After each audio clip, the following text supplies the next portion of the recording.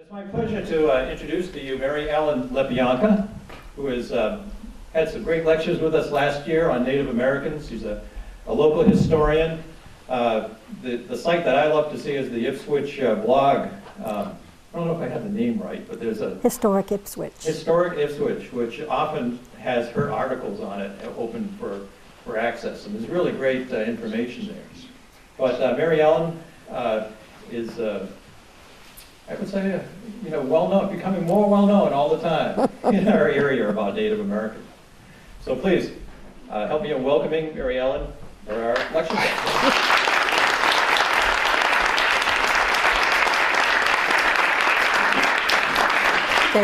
Thank you very much.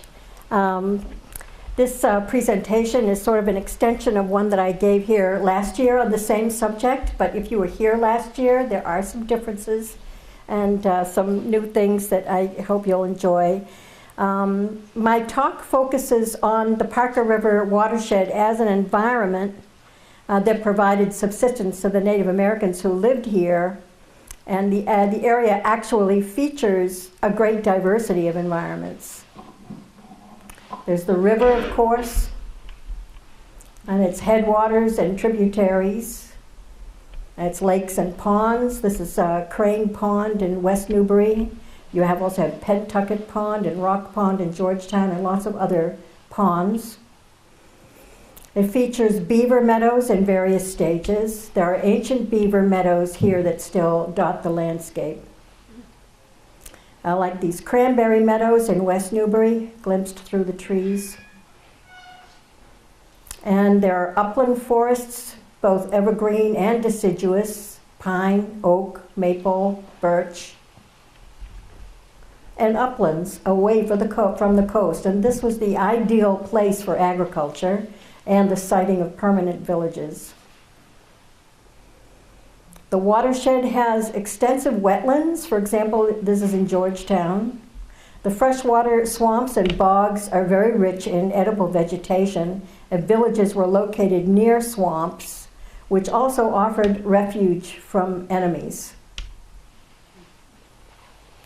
There are many acres of salt marsh. As you know, I'm sure I'm not telling you anything new here, attracted fish and birds and deer. Clays could be easily dug from the banks. And the ubiquitous Spartina patens, the salt marsh hay, provided rich ground for the abundant deer and later for the colonists' livestock. The many acres of fresh and salt habitats were havens for migratory birds, large and small, and incubators for a great variety of fish and shellfish. These coastal terrains, as well as the inland forest and the ponds and the beaver meadows and the fresh marshes and so on, they contain the diversity of subsistence resources that Native Americans needed to live here. The river's estuary first became important to the people who were living here 5,000 years ago or more, which is when the salt marshes and the barrier beaches first formed geologically. So we tend to think that they were always there as part of the land, but they're actually a fairly new thing to happen, that there should be barrier beaches with dunes and salt marshes, which began to form right after the last ice age. This is an estuary area, and estuaries are very special bioregions because they feature shellfish. Shellfish, when you think about it, it's a year-round, easily accessible source of high-quality animal protein. It was a good reason to live here. As an estuary-based bioregion, coastal Essex County would have easily supported a year-round population of at least 5,000 people at a subsistence level, and twice that number with the addition of agriculture. Staple crops such as corn supported increase in population, population stability, and more permanent settlement. Above the clam flats, you have your dunes, the outflow plains, and the glacial deposits known as drumlins that swarm the coast from Maine down to Cape Ann. The barrier beaches and the dunes also contain important subsistence resources, such as here at Hellcat that Tom was just talking about, Ted was just talking about. The leeward side of the dunes had plant resources such as these beach plums, and a wide variety of medicinal herbs are growing there also. So let's fix that boardwalk. And then there's the beach with its rack lines and its surf lines and the inshore ocean. And then you have the offshore ocean as well. The Algonquians that lived here fished in Ipswich Bay and in the Gulf of Maine as far as George's Bank. So this is an incredible diversity of environments, and it is unique to the Northeast. Each offered vital subsistence resources to the people living here. Before the time of European contact, this diversity and the year-round availability of resources enabled the Algonquians to sustain a mixed economy with both seasonal resource procurement camps and permanent agricultural villages. This is something that usually is not acknowledged in local histories in New England in general, although the early explorers all noted that the people were growing corn here. They were not nomads, you often hear. A permanent agricultural village of the Parker River watershed was Quasquequiquen. This was a year-round native village in West Newbury at Indian Hill. And they had satellite villages or family summer camps all along the Plum Island Sound, from the Merrimack to the Ipswich. The English colonists reported the existence of this village, and they preserved its name as the name of the Parker River, spelled Quasquequiquen. Sometimes you see it spelled Wessakuken or Wessakunkun or whatever. But all those words are variants of the Abenaki place name Quasquequiquen, and that word means best fields for planting. And the implication is that it's the best place for planting corn. So it doesn't have anything to do with the waterfall in Byfield.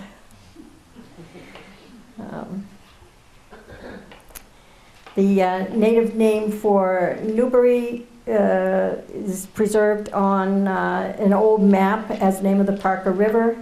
No syllable in Quasquequiquen refers to water or to waterfalls. And based on language study of Abenaki, I've been busily retranslating a lot of our surviving place names, such as they are. This 1640 map of Old Newbury also preserves the name Quasquequiquen. The general location is preserved in the name Indian Hill. In New England, any place name with the word Indian in it, or the word wigwam, sagamore, sockum, which we've been pronouncing as sachem, castle, or devil. All those places are places that were significant for Native Americans in some way or other. They were significant native sites. Village locations were approximate, though, because they had to be moved a mile or so this way or that way every couple of years to have fresh ground to plant in. And so there was mobile farming. Maize is, like any corn, a very heavy nitrogen feeder, and you can only grow it in the same earth without fertilizer for a couple of years before you have to have a new patch of ground. This was very confusing to the colonists, who were always thinking that the Indians had abandoned their village, because they would just leave their wigwams, which are temporary structures anyway, and build new ones closer to wherever they were planting that year. The colonists didn't quite get it. It was part of the erasure narrative that the Indians had disappeared, that they were no longer in their villages. In addition to mobile farming, the people had a round of seasonal procurement activities and travels, and they would just repair wigwams whenever they returned to them, wherever they were. They had wigwams in various stages at all of their locations. Indian Hill would not have been as forested as it is now. The Algonquians set fire to the landscape twice a year, spring and fall, to create new fertile ground, to clear land for planting, and the soil would be enriched with the potash from the fire. Controlled burns were very significant in the management of the terrain. And the open fields like this view here is a survivor from when there were controlled burns, because otherwise that would all be forested. The early explorers commented on the park-like nature of the sail all down the coast, and you would see miles and miles of cleared parkland with spaces between the trees. And that was done through the controlled burning. It wasn't terribly harmful to the environment because they didn't do clear cutting. They left groves and windbreaks and things like that, so you didn't have the usual problems that you have with this type of agriculture in among other First Peoples in other parts of the world where there's terrible erosion and so on. So I can't diverge from my script, or I go on too long on this and that. In any case, these controlled burns, afterwards, the grasses and the shrubs and the berry bushes would be in newly created habitats that would attract the animals that they depended on. The deer and the small game and so on had new habitat to go to. This geological map shows why they chose Indian Hill, the Indian Hill area, as a good place to plant. That area has expanses of upland arable land. All the arable land around here is shown in orange on that map. There's not much. The gray areas are glacial till or bedrock. The tan areas are salty alluvial soils on the outflow plains of the tidal rivers. You cannot grow corn, squash, and beans in a floodplain of a tidal river. And the yellow areas are sand and gravel. And if you have a surficial geology map of an area and can locate where the orange soils are, that is where you will find the siting of native villages prior to the contact period when they were growing corn. The people had a very deep knowledge of soils and rocks and water sources without the benefit of modern science. This map shows the main tributaries of the Parker River watershed. Each branch and juncture would have been allocated to one or more extended families by the Sagamore, representing the lineage that they shared. The eldest sons of the alpha families inherited their status as Sagamores. They were leading the band, and they were responsible for allocating land and resource areas to the families in the band. They were not chiefs. The families could elect the head of the largest or most charismatic band to serve as a kind of chief called a sachem or a sachem. But the Sagamore was not a chief. The people's resource procurement sites were tied to the waterways, and they were allocated to families intergenerationally by tradition. Areas were shared where they overlapped or where they contained an important resource or an abundant resource or a rare resource. So families would have been assigned to Beaver Brook and Little River, Wheeler Brook, Penn Brook, Mill River, Rowley River, and Egypt River, and their tributaries. The green area on this map shows the freshwater portion of the Parker, near its headwaters, and the purple area shows the saltwater portion, or tidal portion. Now, Quasquequiquen was located at a place where it also had the benefit of the rivers that flow north into the Merrimack, most especially the Artichoke River. And the colonists named it that for an edible tuber that still grows there, and not for the artichokes that you find in the supermarket. And more on that later. The people who lived in Essex County are referred to as the Pawtucket. They were a branch of the Pennacook. Their homelands were in the Merrimack Valley of southern New Hampshire. The colonists called them all by different names. You hear they were the Agawams, they were the Wamisits, they were the Namkiags, and so on. But they were all the same people. Those were the names of their villages. At the time of English contact, most of the area of the Parker River watershed was in the Sagamore-ship of Masquinamenet, the person you call Masquinamenet, but his children and grandchildren wrote his name Masquinamenet, and so that's what I'm using. They were literate. They should know what their ancestor's name was. So I don't know if there's, if Wikipedia is going to change anything, but I'm going to say Masquinamenet. And after his death in 1658, the Pawtucket joined the Pennacook Confederacy under the one we call Passaconaway, whose real name was Papissakanua, and his son Wanalancet. And after defeat in King Philip's War, the survivors realigned again. Some joined the Wampanoag resistance movement in the south. Others joined the Wabanaki resistance movement in the north. And after Wanalancet's death in 1697, some surviving families joined a Massachusetts alliance paying tribute to the Neponset Saucons, who were descendants of Chickatawba. But I should stick with environmental things and not get too much into history. I just wanted to make the point that the concepts of clan, tribe, chief, nation, king, queen, and sovereignty are all European constructs from European history. Europeans applied them to the New England Native Americans, who ultimately adopted them as their own.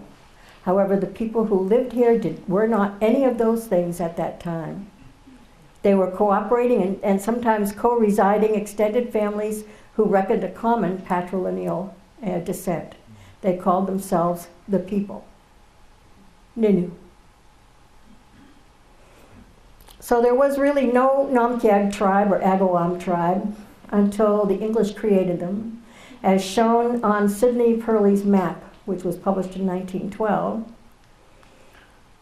Agawam and Namkiag were the names of two of their largest permanent villages, but they were not sovereign territories.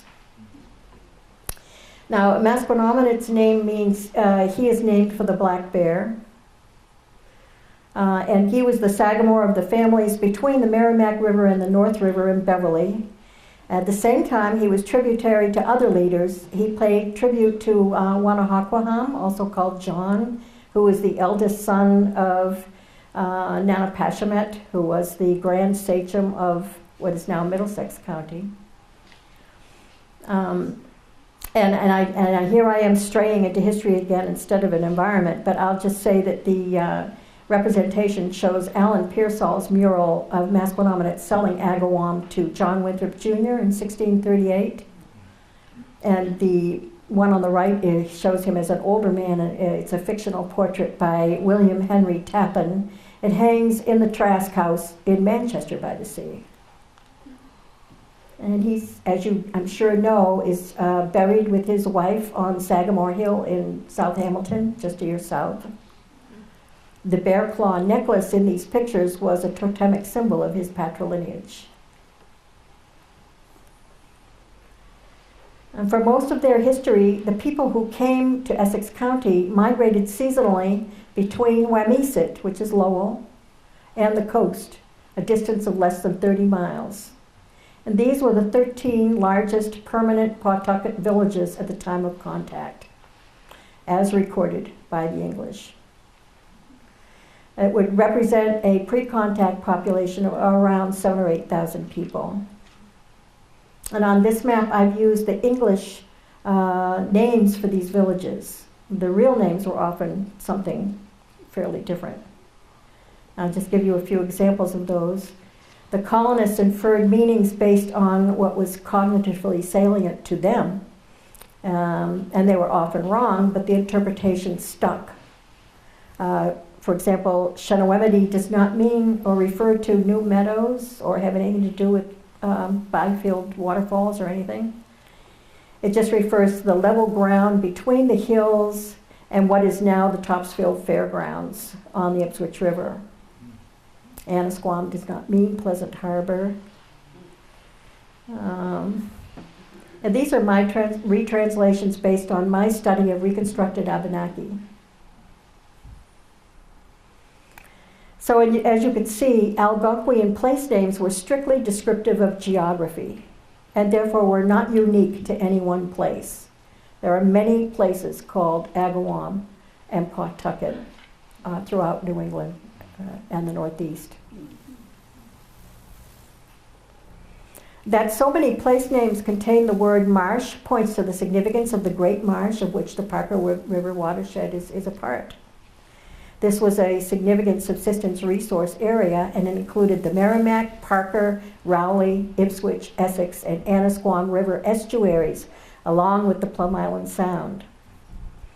As you can see from the map, Agawam really was on the other side of the marsh, and Wanasquam really was at the end of the marsh. All the people in Essex County shared in the resources that are now being preserved in the Great Marsh, and in our town forests, and in our wildlife refuges. These are Native American territories. According to our state archaeologists, these are the principal criteria for the siting of native coastal villages in Massachusetts. And all the Pawtucket villages have these characteristics. People of Quasquequin had satellite camps on the Artichoke River, the Little River, Parker River, and they had seasonal camps all along Plum Island Sound.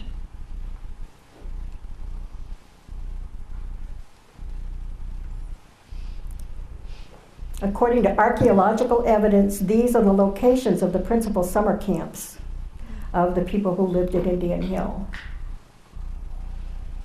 Certain sites gave access to special resources, such as oysters, which will only grow in warmer and more saline water.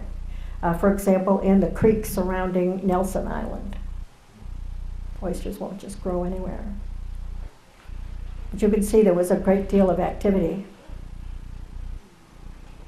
The native people built and maintained a series of canals as an inland waterway, indicated by the yellow arrows on this map, which the base map is from the Salem Registry of Deeds. All the turquoise blue areas are canoe routes. You could go from the Merrimack to the Anasquam without being in open water.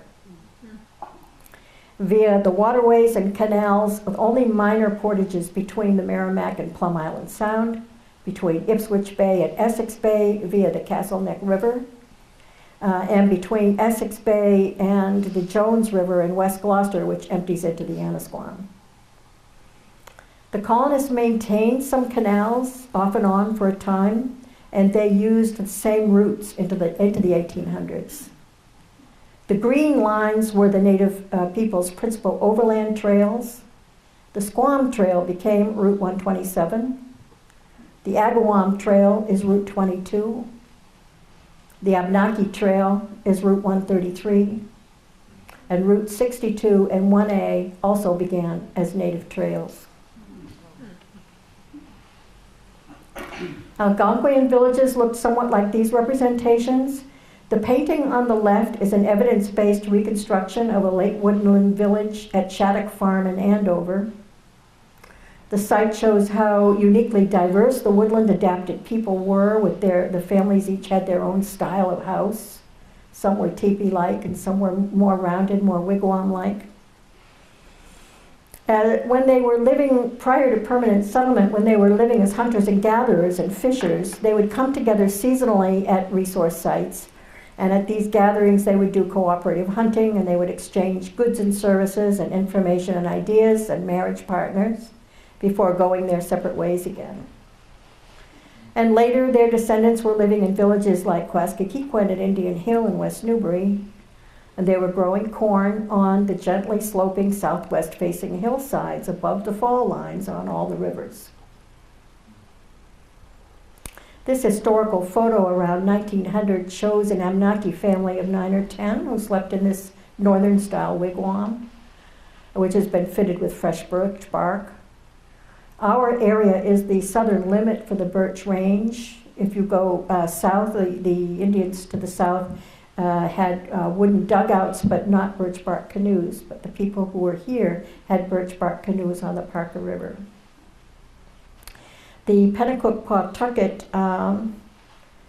had, as I mentioned, a great variety of house styles. This family is employed in a cottage industry of the contact period, you'll notice. They're making baskets and brooms and mats to sell to the Europeans. Adult males are conspicuously absent. There's an African woman seated apart. She could be a son's wife or a servant. Term slavery was a traditional practice in Algonquian culture. You could be chosen by your family to be another family's slave as payment for a debt or as retribution for some offense committed by somebody in your family. Abnaki and others were middlemen in the African slave trade during the contact period, before they and all the other Native Americans became at risk of enslavement themselves. Now back to the environment. So, the people who lived here followed 4 main activity cycles, all interrelated and all based on seasonal changes in the environment and changes in the stars.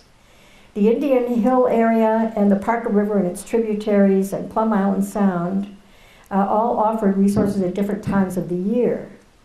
The people had intimate knowledge of the total environment and of living things and effective ways of exploiting them. This calendar gives you an idea of what a resource procurement cycle might have looked like.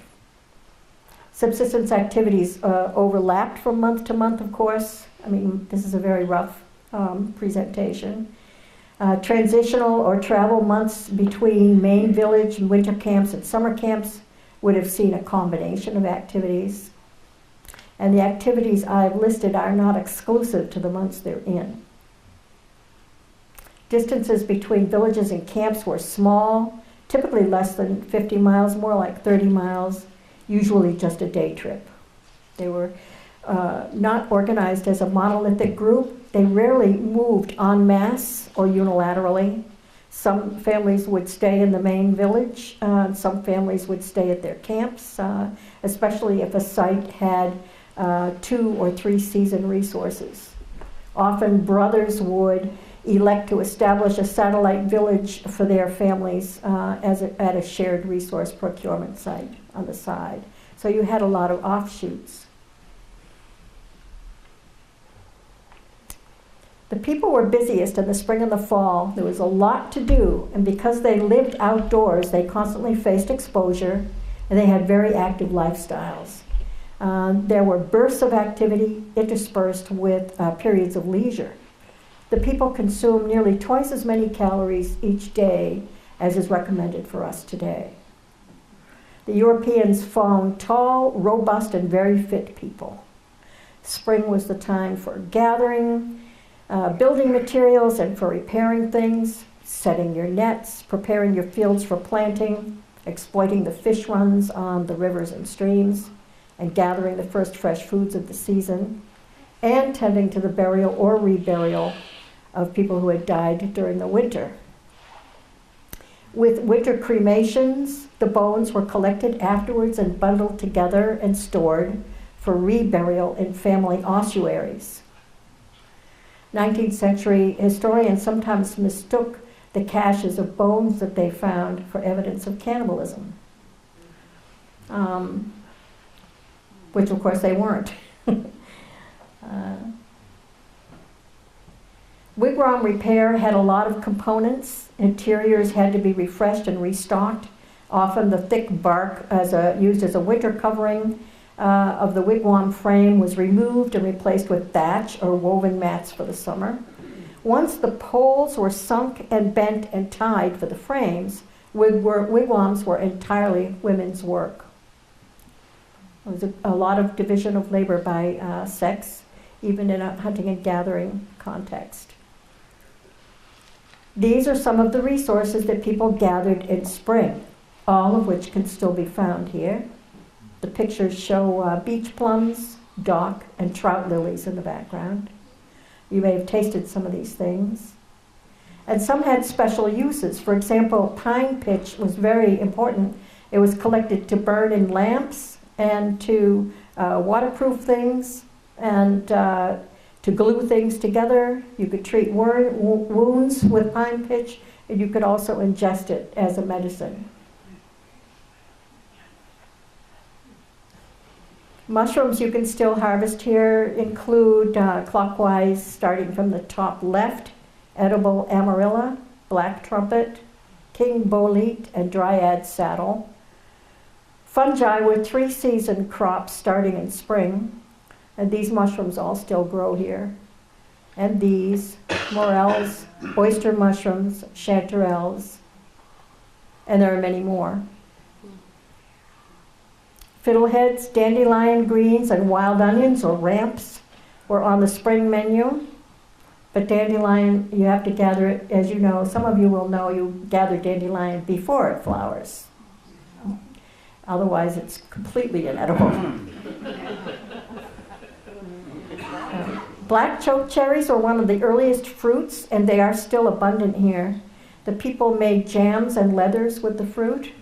They used the inner bark in their smoking mixtures, and they used the bark of the chokecherry root medicinally to ward off or to treat the common cold. It was an important spring thing.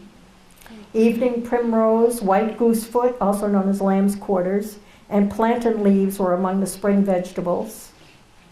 And unless you have opted for the perfect lawn, you probably still have these around your yards. And plantain leaves are also medicinal, used to make salves for cuts and abrasions, and also taken internally to treat diarrhea. These are edible flowers that still grow here, including thistle, native daylilies, violets, and clovers. The women and children gathered these in baskets and added them to their dishes. Swamp roses, wild peas, New England asters, and wood sorrel are edible flowers.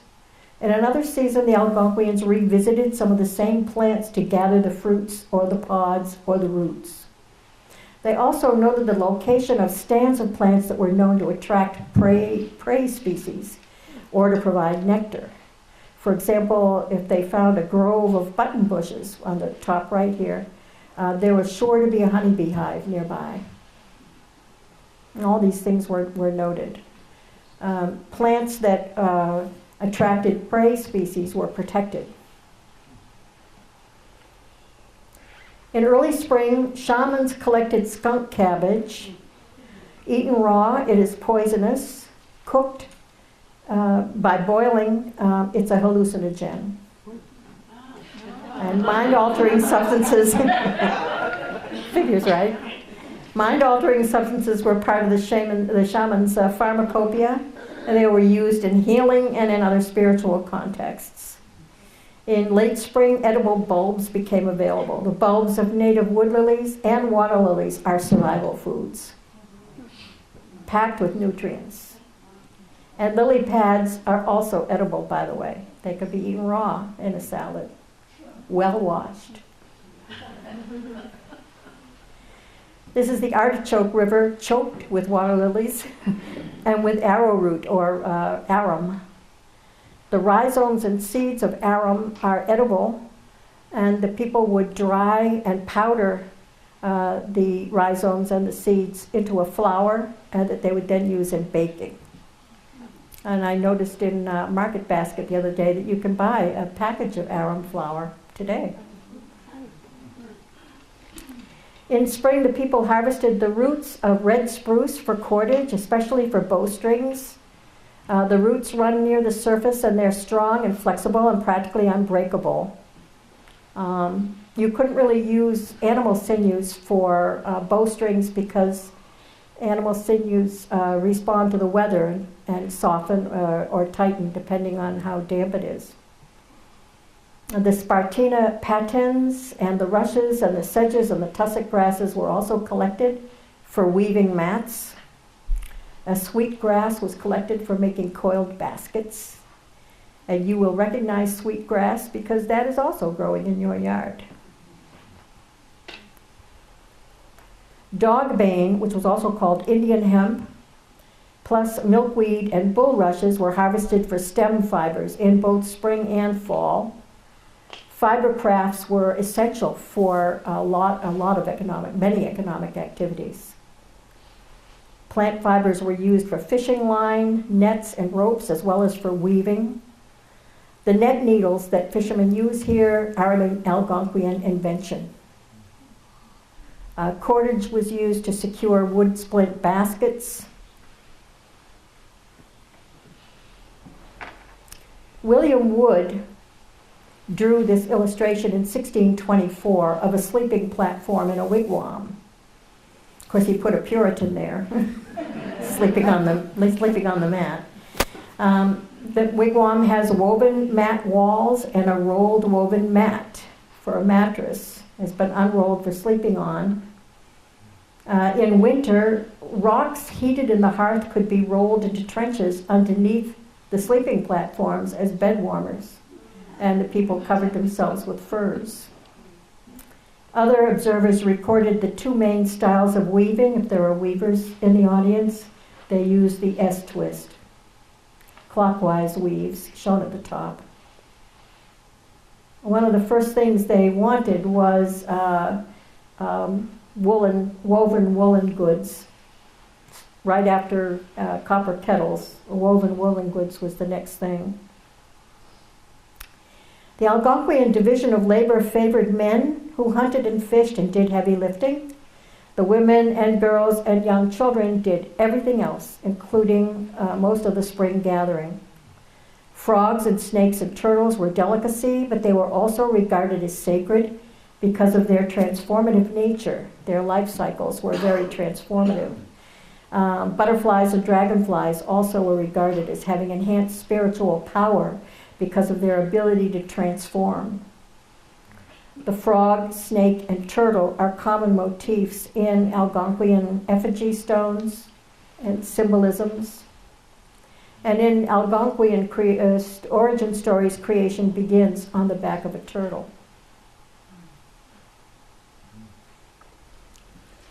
These are river herring or alewives. They're on a spring run and they're in the Parker River. Most coastal communities in New England have an alewife brook. And these were important seasonal resource procurement sites for the native people. And then, as now, the spring fish runs also attracted river otters. In both spring and fall, men and boys hunted migratory birds in the marshes between Plum Island and the mainland. The boys would use butterfly-type nets or dip nets or cast nets to trap small birds like these swallows. Small birds, including the native passenger pigeon, were delicacies prepared as squab. Passenger pigeons were well on the way to extinction prior to European contact, and then the Europeans finished them off. The plovers and other wading birds nesting here were once much more abundant. Their eggs, along with the eggs of gulls and terns, roosting on headlands and offshore islands, were gathered in spring, and they were a delicacy for both the Algonquians and the colonists. The idea that the Native Americans did not overexploit their subsistence resources and were always in harmony with the environment, I regret to say, is a stereotype. They practiced common sense conservation measures. They were respectful toward prey species. They did not destroy living things for convenience or for sport. But like humans everywhere and in all times and places, they exploited their total environment to the fullest possible extent. And among the birds and mammals they hunted to near extinction were the plover and passenger pigeon, the great auk and other flightless birds, bald eagles, pheasants, grouse, turkey, sea mink, which maybe not even heard of, muskrat, and beaver. Sturgeon and salmon were prized and were plentiful in the Merrimack River and Plum Island Sound. Sturgeon were taken in both spring and fall in the night from canoes by torchlight, which attracted the fish to the surface. Torches could be made with rolled up birch bark and pitch pine. They speared salmon at waterfalls using compound spears to prevent the fish from wriggling free. And they smoked fish on stages or in smoke houses. Like other fisheries, these are endangered today, with salmon having to be stocked in the lakes and streams of the Parker River watershed. Smoking, sun drying, and fermentation were their methods of preservation. Early colonists recorded these practices in their accounts and in their drawings. Smoked fish, meat jerky, and dried clam meats were staple foods and also used as trade goods. They sometimes fermented fruits and berries, and rotted corn was a delicacy, made by burying green ears of corn in the sand and later exhuming them. Makes my teeth itch. They also made so-called 1,000-year eggs the same way. Migrating where fish were caught in both fresh and salt water at different times. So it was a fairly complex system to actually use all the resources. The Algonquians fished using weirs, traps, spears, and bows and arrows. They also used dip nets, cast nets, and hooks and lines. They fished from shore, platforms built out over the water, and from dugouts and canoes. They strung nets between headlands and offshore islands for channel fish, and along the shore for surf fish. They used fish bodies as bait, especially the bodies of lobsters and horseshoe crabs.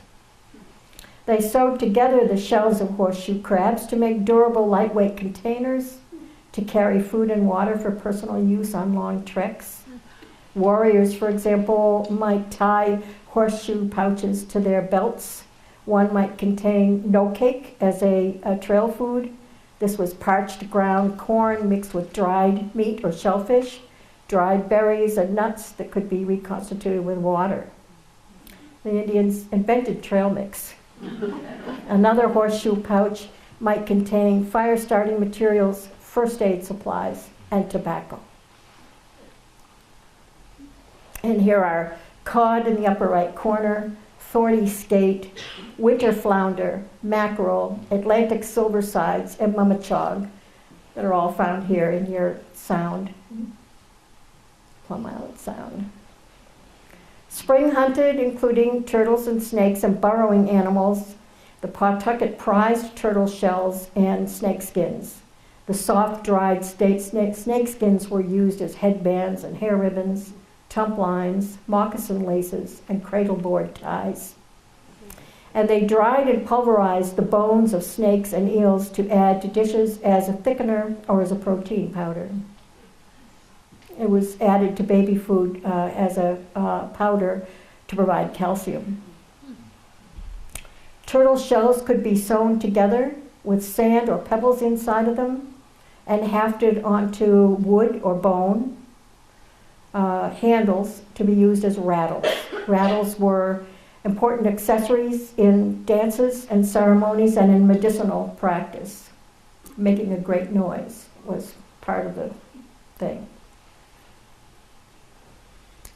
The people had many kinds of snares for small game. The snares were set at the entrances to burrows to trap animals as they emerged. Others worked as deadfall snares with something heavy falling on an animal that triggers the fall. Spring was the time to bury people who had died when the ground was frozen, or to rebury cremated remains. There are many undiscovered and undisturbed burial mounds in coastal towns in Essex County. Locations are kept secret. Many Native American graves were callously desecrated in the past and robbed of their contents, and they are now strongly protected by state and federal laws. The Native American Graves Protection and Repatriation Act, or NAGPRA. And throughout the nation, museum and other collections of human remains and grave goods and sacred objects are being returned to tribal councils for reburial in consecrated ground.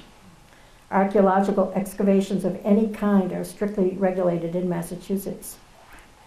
And these Algonquian burial mounds, clockwise from upper right, are in Salisbury, Gloucester, Middleton, and Newbury. Summer was just as busy as spring, but colonists often described the Indians as idle, with women doing all the work. As it happens, many summer activities involved gathering, which traditionally was the work of women and children. Hard work was in spurts and not sustained day to day. Leisure was prized, and unlike many Puritans, the Algonquians had lots of games and sports and knew how to have fun. Gambling was a traditional pastime. Once the crops were planted, the men made weapons and canoes, gambled, went on hunting and fishing adventures, and the women continued to gather, process, and preserve shellfish meats and plant foods.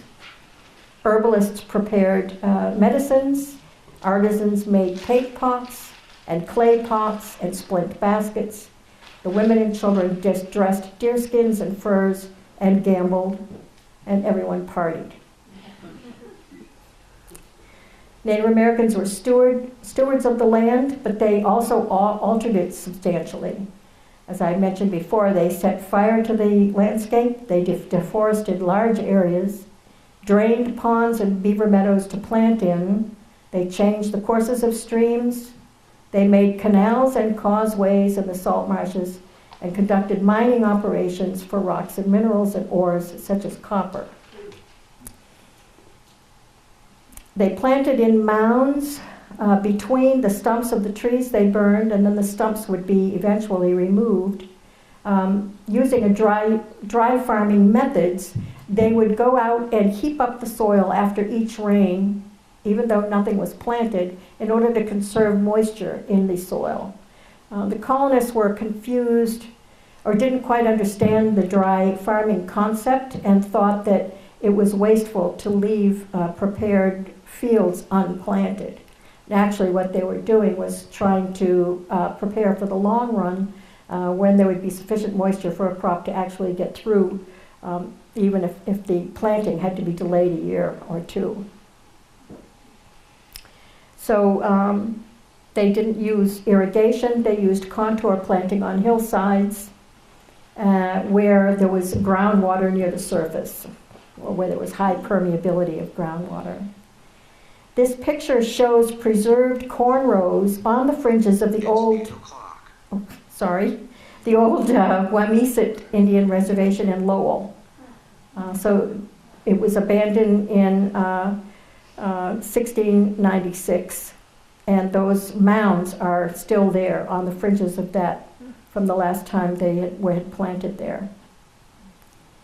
And the inset shows slash and burn agriculture being practiced by other First Peoples in other parts of the world where it has tended to be more destructive because of clear cutting. I won't repeat myself there. This is what they planted in their mounds, and sometimes they added crushed shell to sweeten the soil, because our soil is so acid here. And shell also helped to stabilize soil when it was sandy soil. And they used what we learned in school as the Three Sisters method with corn, squash, and beans. The beans had something to climb, and the squashes shaded the corn plant's roots. But contrary to popular belief, they did not routinely fertilize with fish waste. Tisquantum or Squanto showed the Plymouth Pilgrims how to do that just to help them avoid starvation in their first season. The Mayflower people were attempting to plant imported seed in exhausted ground consisting only of glacial till. Fertilizing with fish was done only in real emergencies like that one. Because fish attract carnivores, which would then dig up the crops in order to get at the fish. And in fact, the first laws enacted in all the first plantations at Plymouth, Ipswich, Gloucester, and Newbury were laws providing bounties on wolves, which were coming in and digging up the corn crop because they had put fish in it. Is Nicotiana, is that like a tobacco plant? Tobacco. They grew maize, which was domesticated in northern Mexico and carried to the northeast by the eastern woodland Indians. They were the first to make popcorn. Archaeologists have found popcorn in sites dating to 9,000 years ago. Indian corn kept the colonists alive, and it was even used as currency. Native Americans initially exchanged their land for bushel baskets of Indian corn, preferring to benefit from colonial labor rather than their own. The English bought Gloucester in installments of bushel baskets of Indian corn. The last payment was in cash, £7 for 10,000 acres, including Essex. And Masquinonet's grandchildren had to sue Gloucester in court in order to get that. The court ordered that the final payment would be in cash and that there would no longer be installments. These were installments that had started like in 1642, and it wasn't until 1701 that they got their final payment for their land. This is what a farm at Indian Hill would have looked like. The women and children are harvesting green corn in July.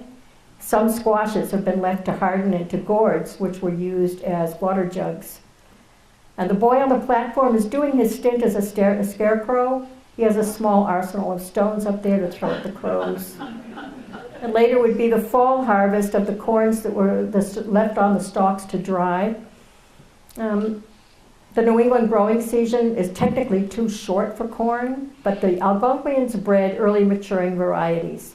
And they did this by saving the kernels of the first ears to form at the bottom of the stalk. Those were the ones that were saved for the next year to plant.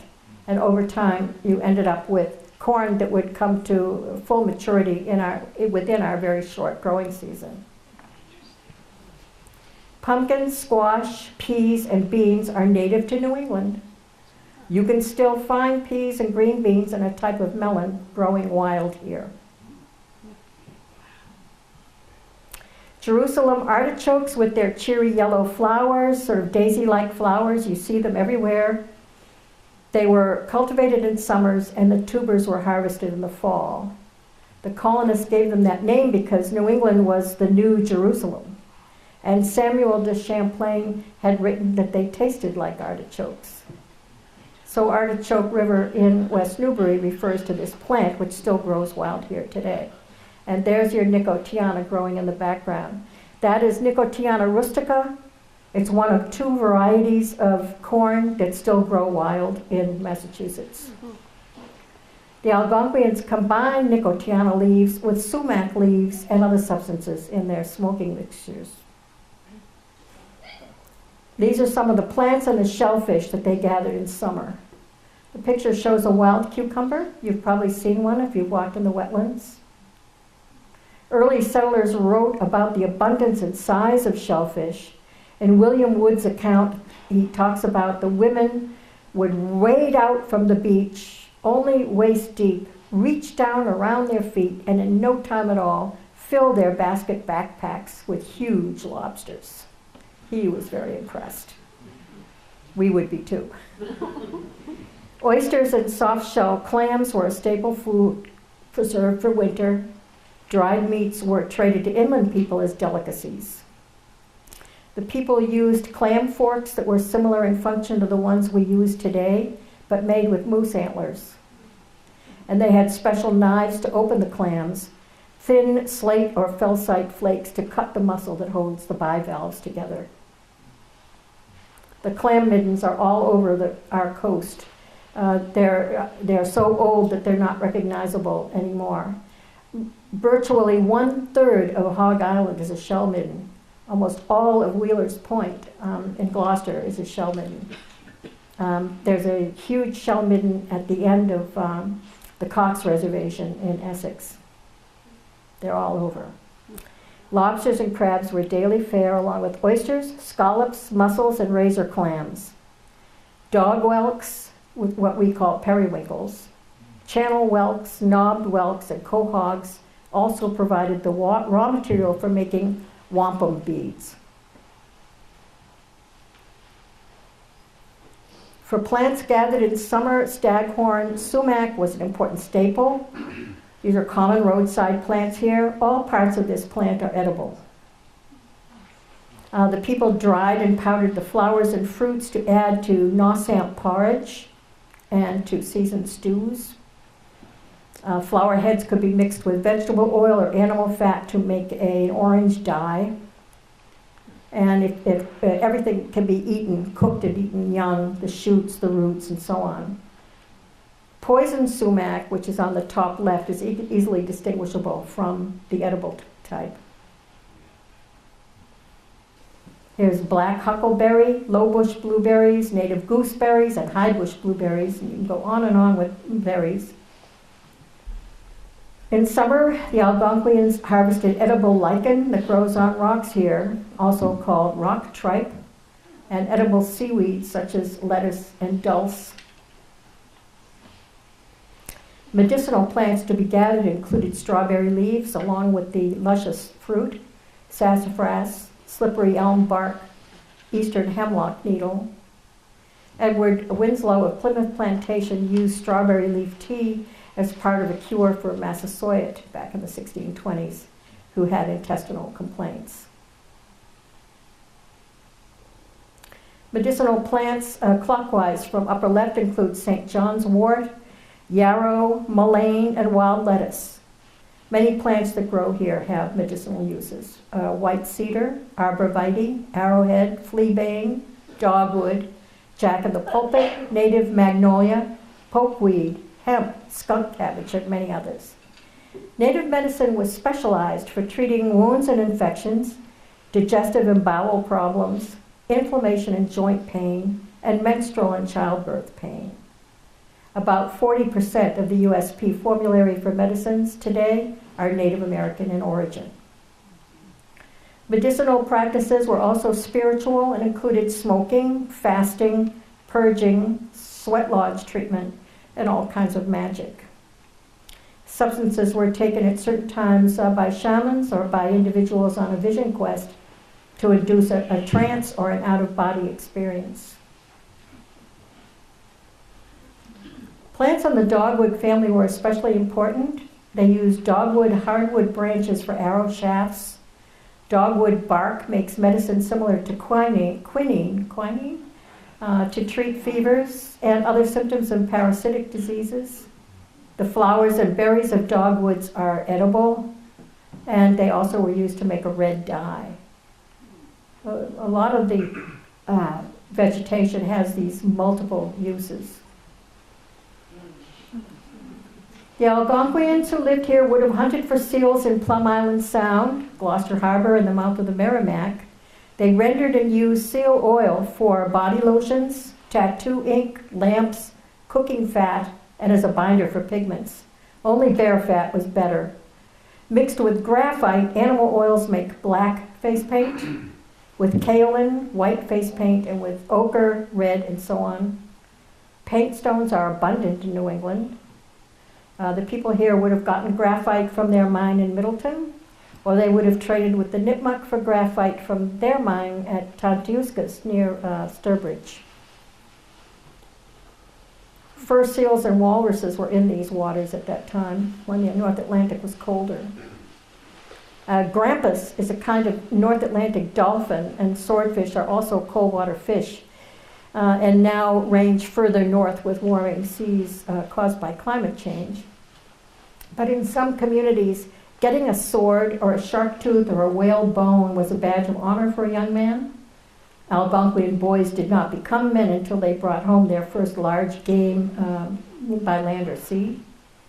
In some communities, a young man could not get married unless or until he became a proven deer slayer. Fall was prime deer hunting season, but hunting began in summer. White-tailed deer were the most important prey. They were hunted individually year-round, but collectively in drives in late summer or early fall through cooperative hunting. They were hunted in the salt marshes and meadows where they came to graze, in the forest where they retreated to feed on bark and pine cones in the winter. Newbury, Topsfield, Georgetown, Boxford, and Andover were among the prime deer hunting areas. Here's Samuel de Champlain's depiction of a deer hunt near here, with drivers, corral fencing, hunters with spears at the choke point, spring traps, snaring deer by the lake. Every part of the animal was used: bone, antler, meat, organs, sinews, hides, even hooves. Champlain's picture that the beaters are using noisemakers made from deer hooves, and dancers wore anklets of deer hooves as rattles. A deer's bladder made a bag for transporting water. The nasal bones of a deer made a natural fish hooks.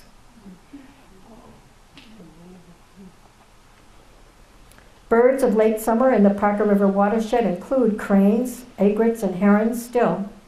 Archaeologists find the hollow leg bones of these large birds in Algonquian shamans' kits, blocked at one end and capped at the other. The tubes were used to contain special substances, macerated minerals for pigments, gemstone nuggets, medicinal powders, and the tubes also could be used as straws in certain curing ceremonies.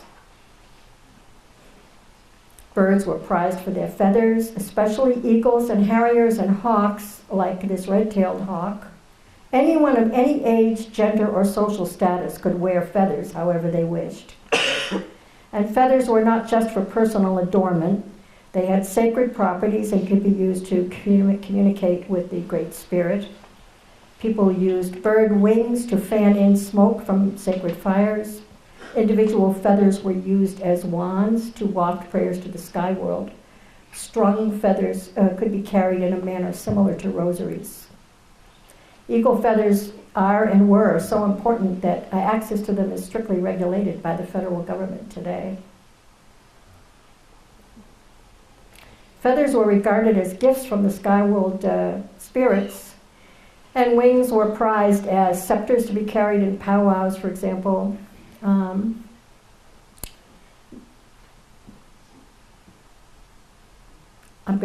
gonna prevent myself from going off on a tangent here.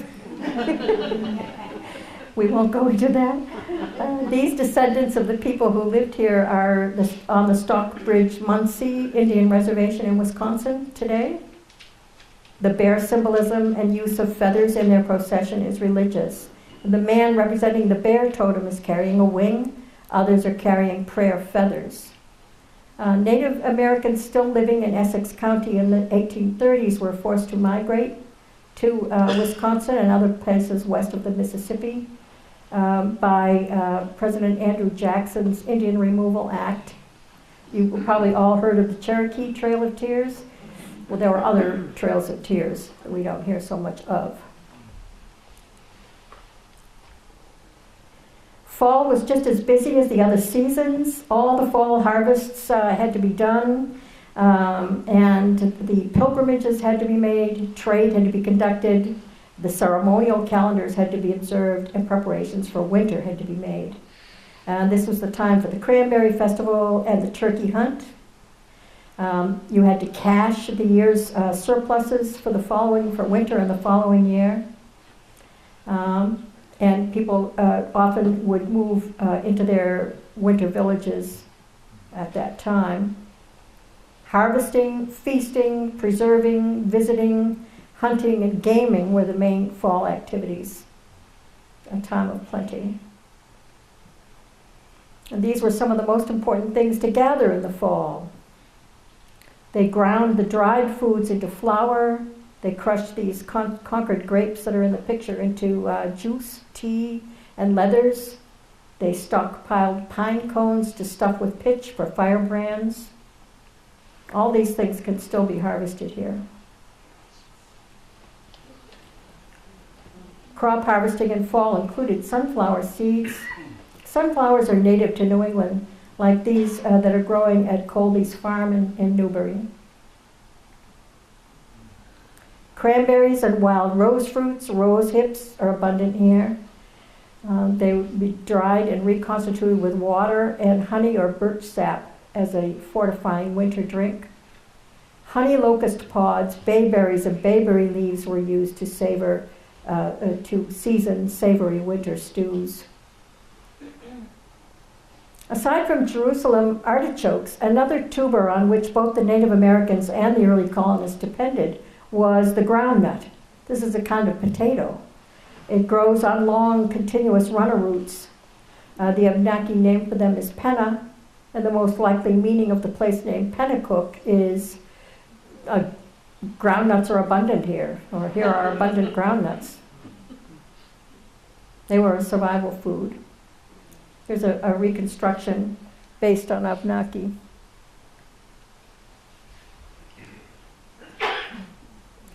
The Algonquians soaked, boiled, and rinsed plants to remove bitterness from tannins. Abundant acorns of the white oak, and this is the oak with the rounded leaves instead of the pointed leaves. Do not try anything with acorns if the leaves are pointed. These had to be treated several times to remove the husks and to leach out the tannins.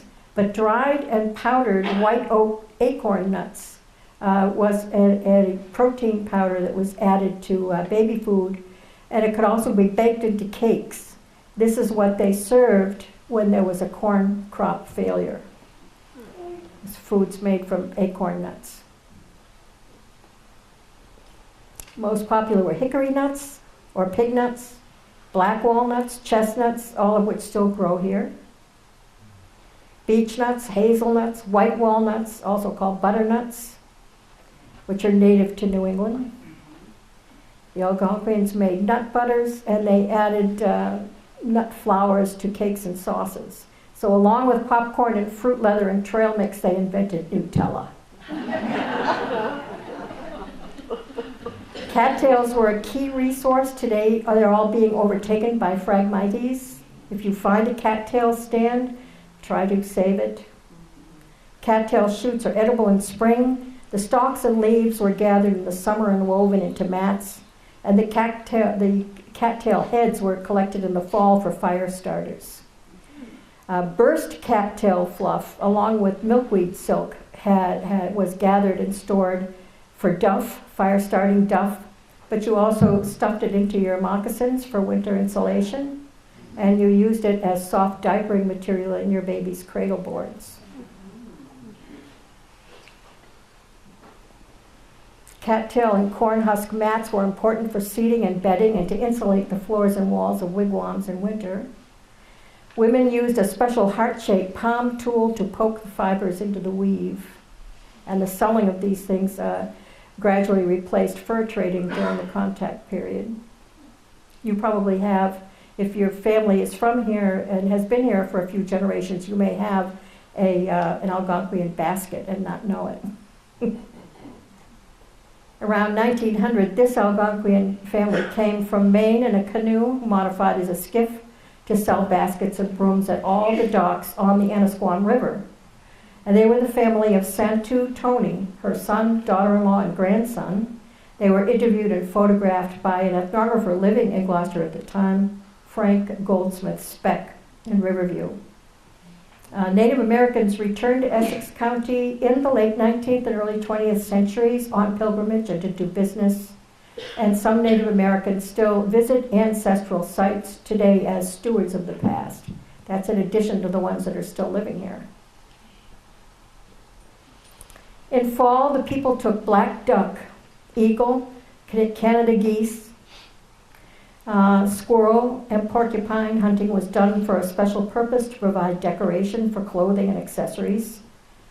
Squirrel hunting was done in the fall because that's when the animal's tails thickened for winter. Dyed tails and quills were sewn into clothing as status symbols, reflecting the difficulty of getting them. Squirrels required a special snare that took advantage of their tendency to climb in a circular fashion.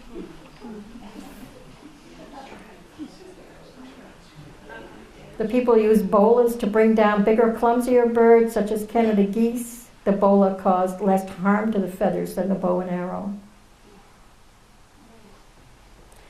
The turkeys that are in the watershed today were introduced into the area and are a different variety than the ones that the Native Americans hunted.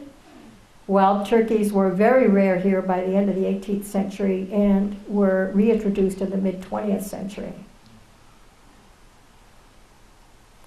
Some eeling was done in spring, but fall was the best time. Mature eels were trapped in baited baskets in small stream beds. And soft dyed eel skins were used as headbands and hair ribbons, purse strings, and cradleboard ties. The Algonquians were involved in the northern fur trade from day one. About 100 years before the English actually settled here, they were trading furs with the French and Basques and Bretons in the north. Beavers were all but extinct in southern coastal Essex County by the time of English settlement. Optimal beaver trapping time was in the fall. The Algonquians also would have trapped your muskrats here because their waterproof skins were just as valuable as beaver skins in the European markets. In fall, many people took to the rivers and lakes in canoe to fish and to trade inland. Hornpout, or catfish, and lake trout were delicacies. This photo was taken at Odanak on the St. Lawrence River around 1900, but it could have been taken on the Parker River or the Merrimack River in the 17th century. The people at Odanak today include descendants of the Pawtucket of Essex County who were living at Wamisit in 1695. This colonial depiction shows Abenaki Indians in the fall, fowling, trapping, and trading. They traded all up and down the coast and as far inland as the Great Lakes. This is a contact period scene because the people have rifles and one of their canoes has a sail. Winter activities featured clothing production, arts and crafts, specialized hunting such as the annual bear hunt, and special activities like ice fishing and the making of syrup from tree sap. And of course there was also the fabled storytelling around the wigwam hearth. Oral traditions were scrupulously preserved and many stories survive to this day. The stories would have been about Glooskap, the Abenaki culture hero, and his exploits. How he helped the people solve problems and make their wishes come true and have good manners.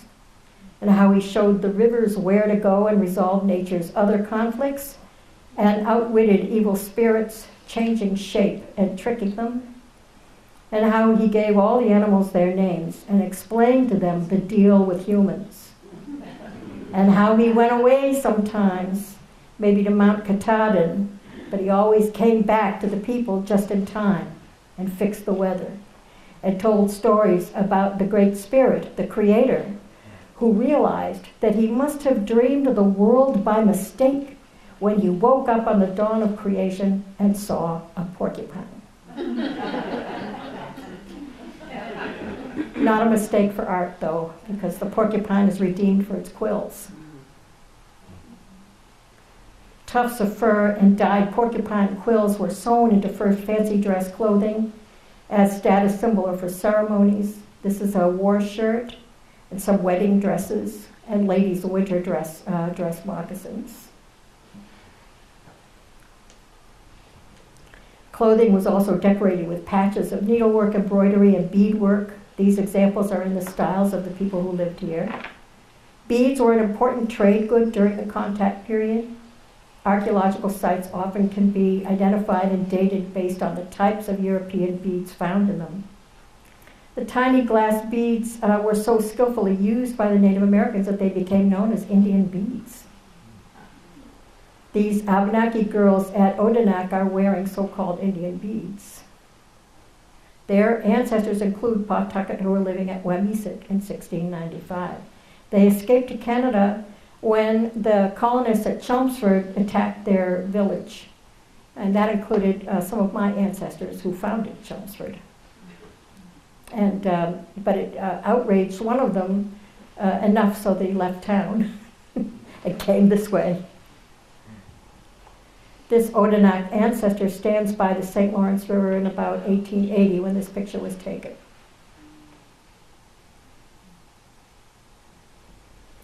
This is an artist's depiction of making syrup based on a colonial account. Maple and birch syrup were collected and boiled in hollowed logs. The method of boiling was to heat rocks in a fire and then drop them into the water to bring the water to a boil. The boy on the right is carrying a hot rock in a basket to throw in. And one of the first things the people sought following European metal contact was metal containers in which you could boil a large volume of water directly on the fire. Their ceramic vessels were very labor-intensive and time-consuming, and they tended to break. And so clay pots were used for small-scale family cooking and food storage. Essex County marks the southern limit of these trees.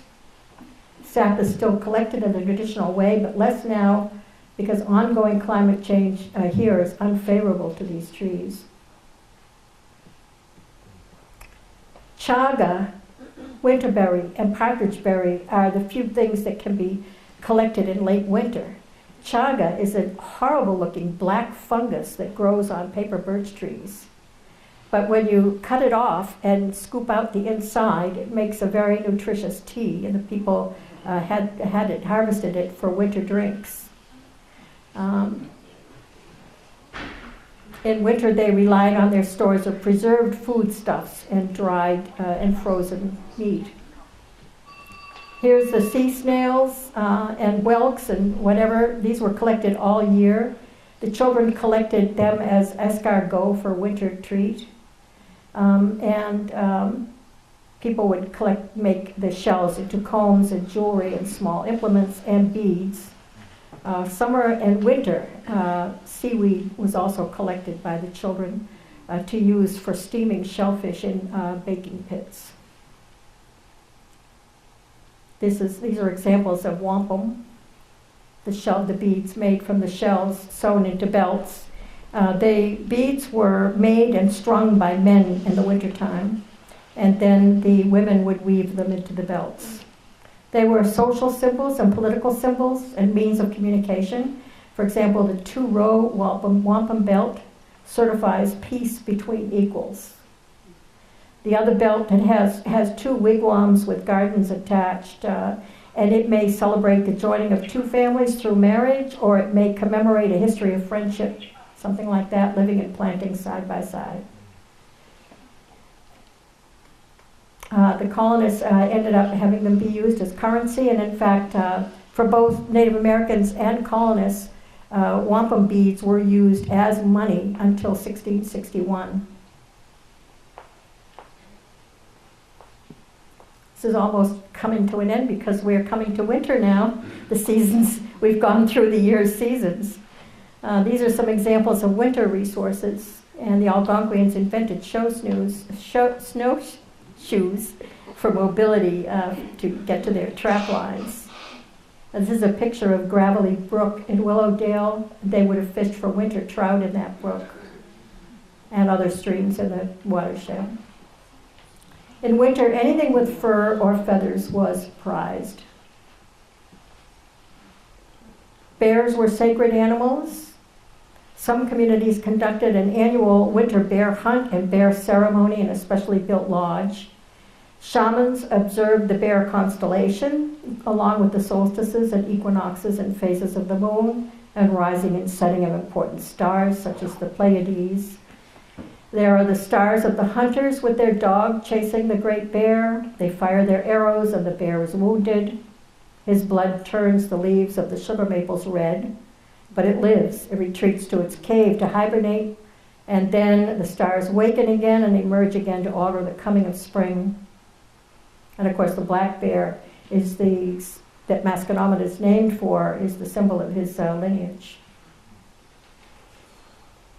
Moose antlers made good shovels as well as good clam forks. Moose were hunted in winter when they tended to bog down in deep snow. My Abenaki name is something like Pamasa Camoose. I never quite got the pronunciation. It means she walks with moose. I said why they called me that and was told that I reminded them of moose. Okay, I asked why. They said the explanation was moose is strong to carry so much weight on its head, which makes it a little headstrong. But there's more. Moose is also oblivious. It has its face of the water grazing on duckweed, walking along, and doesn't realize when it's wandered into deep snow and gotten itself into trouble. So I probably should end here so as not to get bogged down. Let me just leave you with the thought that the native people who lived at Indian Hill and fished in the Parker River watershed And the sound also left footsteps in the snow and in the sand on Plum Island. And they undoubtedly loved this place, as you do. And they are still here. The people who lived here did not die out or kill each other off. They did not vanish or disappear. Theirs is a story of survival, adaptation, and recreation. The erasure of Native Americans from town histories in coastal New England is an artifact of the politics of the archives, because history is written by the winners. But a truer history is being rewritten now, and I trust that one day we will all walk together as living descendants of a past that, for better or worse, we all shared. Thank you.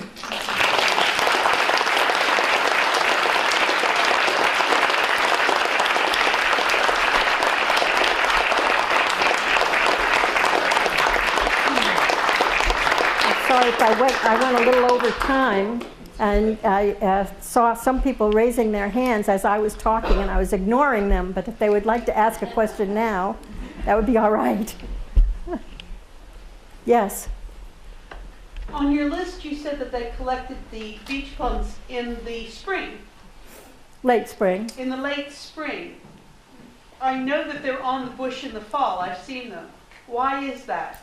Why didn't they collect them in the fall? I don't know.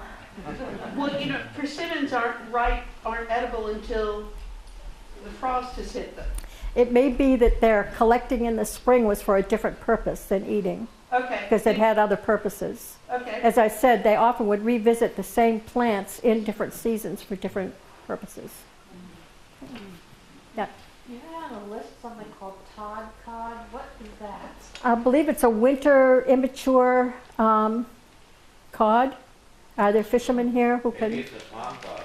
Tom cod. It's like a smell. Like a smelt. A little bit. All right. Okay. Little, yeah. Yes. When the Indians passed away, they would be cremated? Well, if the ground was frozen and they couldn't be buried, they would often be a cremation. So many times they were buried in the summer uncremated. Yes. Did they have like a formal burial grounds? Their burial practices required that the site be hidden from view. So they weren't, it wasn't an obvious thing with headstones like we have, but they were in soft ground, usually in a flexed position or curled up on the side, usually facing. Different groups had different things. Some would be facing north, others would be facing southwest, depending on which group you're talking about. And with the feet facing southwest, which was where the eastern woodland people came from. So it was like going back and overlooking water, and so on. There were a lot of elaborate beliefs regarding death and dying. The spirit of the deceased person had to be aided in getting to the sky world. You had to be careful not to think too much about the person or speak their name, or you are calling back the spirit.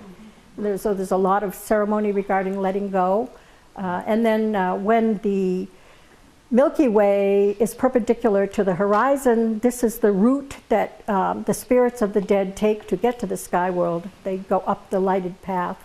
The lighted path is protected usually by the constellation Draco to protect their passage. So, and then all the children know that the stars are their ancestors. Yeah. Oh, thank you. Wow. I must have been in here reading the slides, didn't get off. You mentioned Fisher, was it Fisher cat? Yeah, we have fisher cats. Yeah. What if they ate them? Oh, they ate everything. Everything got eaten. Yeah. Yes.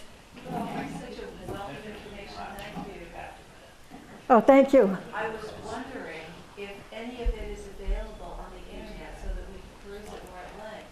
I also don't get it all in this format. I'm supposed to be writing a book. There are 30 chapters now. But the blog Historic Ipswich has published some of my articles. Okay. Another one called Enduring Gloucester has published some. And I promise to provide my book. It will be online. I'll make sure Ted gets the URL and tell everybody. Yes. Hi. It's all so fascinating. I wonder if you could talk a little bit about your sources. My sources are mostly primary sources, the earliest observers, and Daniel Gookin, who was the first superintendent of Indians in the Massachusetts Bay Colony, made extensive notes on these, on everybody's practices. And I also have, you know, my other sources are anthropologists and archaeologists, archaeological site, reconstructions from archaeological sites. There's also the Mass Archives has all of the records from Plymouth Colony and Mass Bay Colony, all of their dealings with Indians. They even have books with the titles, Dealings with Indians. And so you can get a lot of detail there. And of course I had to read all of the local town histories to try to match up the different realities. So, and there's always more to learn and always more detail to refine. Yeah. Yes? There's a wonderful book called Trespassing about a section of Massachusetts that's at Concord, Massachusetts. And in it, they talk about how there was no concept of land ownership, but certain people had like the berry picking rights that they. Yeah. And is that true here, that nobody owned land? They all owned it? It was a very alien concept. It's a little bit, I mean, how did you feel when they first told you that you were going to be able to buy a certain volume of air over a highway in order to build a, you know, a Target or something? I mean, it's a strange, it was this similar type of strangeness. The land is the land, your mother, you know. It was an odd idea that anybody could own land or bodies of water or air or anything like that. So the people that had the rights to let people pick berries or fish or whatever, did they have like hierarchical? Oh, yes. Yeah, they were. Yeah, there was status differentiation among the families. So it would be alpha families or higher ranking families and lower ranking families. And there were, status was inherited as well as acquired. So it was a balance. Things were constantly changing. Thank you. Yeah. How did you learn the languages? Are there people still speaking those languages? Or? The people are all in language reconstruction programs. The the Wampanoag and the Coasec up in New Hampshire. They all are trying to reconstruct, having interviewed their surviving elders and things that would have been written down. There is a lot of transcription. For example, John Eliot translated the Bible into Massachusetts. The early linguist John Trumbull developed a dictionary for Natick, and the Rhode Island governor did Narragansett. So there are certain languages where they tried to write things down. For Abenaki, it was the French missionaries who copied their lexicons. So you have to go back to those sources, which the English didn't consult the French historians at all. So, you know, that's a whole different thing. But I'm just a baby when it comes to learning languages. I have a hard time still pronouncing them. The people who lived here had what they call an L language. They did not pronounce L's. And so no words actually had the L sound in it. Other groups had the R wasn't pronounced. Also, they had a different word order. They would say a name might come out as like Yoda, where it's backwards. So everybody knows how Yoda's spelled. Yes.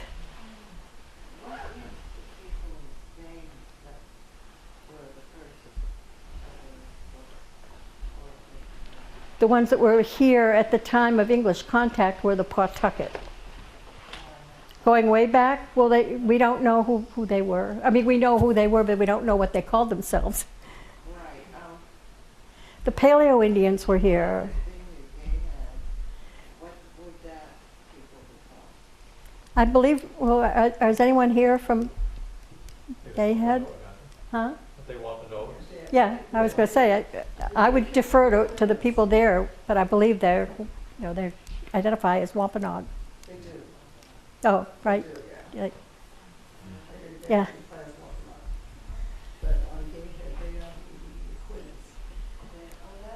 The Aquinas, right.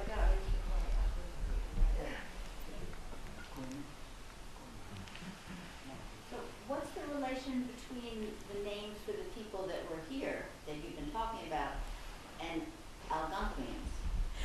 That's a good question. It's easy to get very mixed up. Algonquian is the name of a language family. There are 49 languages in that family, including some that are extinct. And so it's a much bigger group.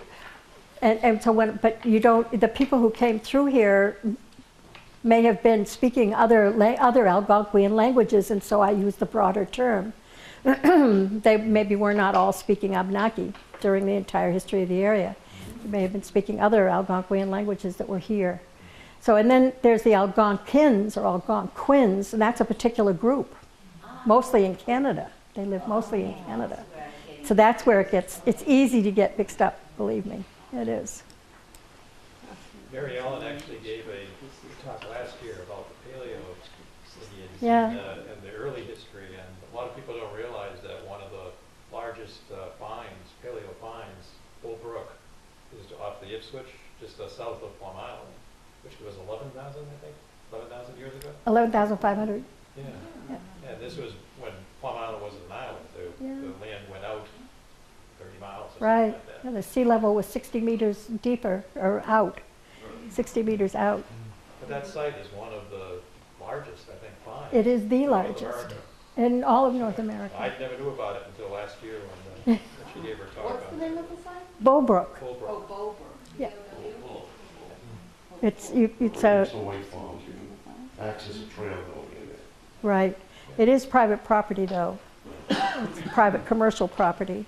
There are artifacts at Middleborough. There are artifacts everywhere. The biggest collection is in the Peabody Essex Museum, stored in their basement.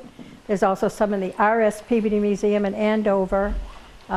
There's some in private collections.